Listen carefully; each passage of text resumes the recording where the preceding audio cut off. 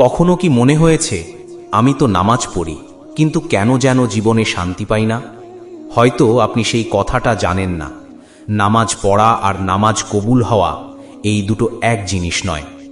আজ আমি আপনাকে এমন 5টি ভয়ঙ্কর লক্ষণ বলবো, যা দেখা দিলে বুঝবেন আপনার নামাজ হয়তো আল্লাহর দরবারে উঠছেই না।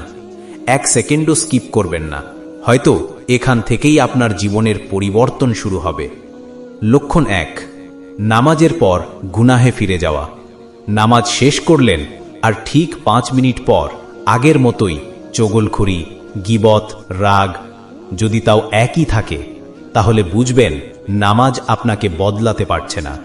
কোরআন স্পষ্ট বলে, নামাজ মানুষকে অশ্লীলতা ও মন্দ কাজ থেকে দূরে রাখে। যদি দূরে না রাখে, তাহলে সমস্যা নামাজে নয়, সমস্যা আমাদের মনোযোগে। লক্ষণ 2, নামাজে মাথা নিচু, মন অন্য কোথাও। আমরা দাঁড়াই আল্লাহর সামনে, কিন্তু হৃদয় থাকে টাকা, ব্যবসা, মোবাইল, সমস্যার কাছে। যে নামাজের হৃদয় নেই, সেই নামাজ শুধু শরীরের ব্যায়াম ছাড়া কিছু নয়। লক্ষণ 3, নামাজে দেরি, শেষ মুহূর্তে পড়া। যে ব্যক্তি নামাজকে ঝামেলা মনে করে, সেটা কখনোই কবুল হওয়ার নামাজ নয়। আল্লাহ বলেন, মুনাফিকরা নামাজে দেরি করে।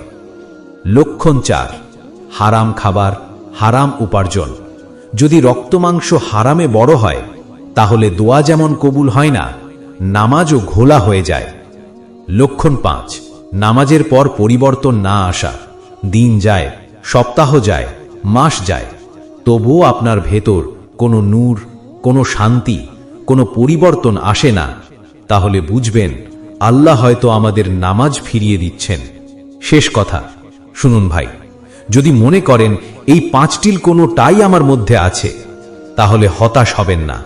কারণ আল্লাহ বলেন, তোমরা তওবা করো, আমি ক্ষমা করতে ভালোবাসি। আজই নতুনভাবে শুরু করুন।